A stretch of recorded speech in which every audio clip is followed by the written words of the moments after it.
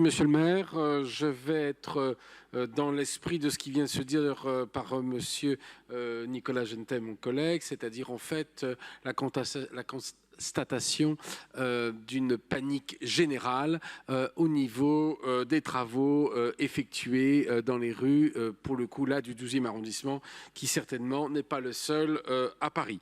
Nous avons le projet de réaménagement de la place Félix-Éboué. Nous avons les reports de circulation entre la rue de Charolais, la rue de Charenton et de Montgalais. Nous avons les travaux d'aménagement sur le chantier des messageries. Nous avons les difficultés des commerçants au niveau de la fermeture de la rue du Bromfaux et des deux roues qui mobilisent les trottoirs. Nous avons l'allongement, comme on vient d'en parler, des trajets de bus dû à la suppression des couloirs réservés et au détournement des lignes dû aux travaux.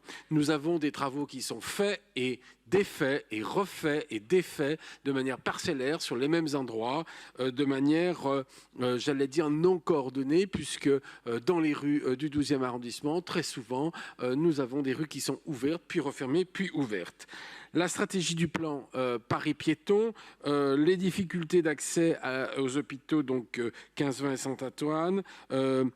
Nous sommes au cœur d'un plan local d'urbanisme qui est en cours d'élaboration. Donc, nous souhaiterions, mon groupe et moi-même, et Madame Montandon que je représente ici, que la ville élabore simplement un schéma de mobilité j'allais dire, à l'échelle du 12e, qui prendrait en compte tous les modes de déplacement. Nous rappelons que le piéton est quand même le premier mode de déplacement dans Paris.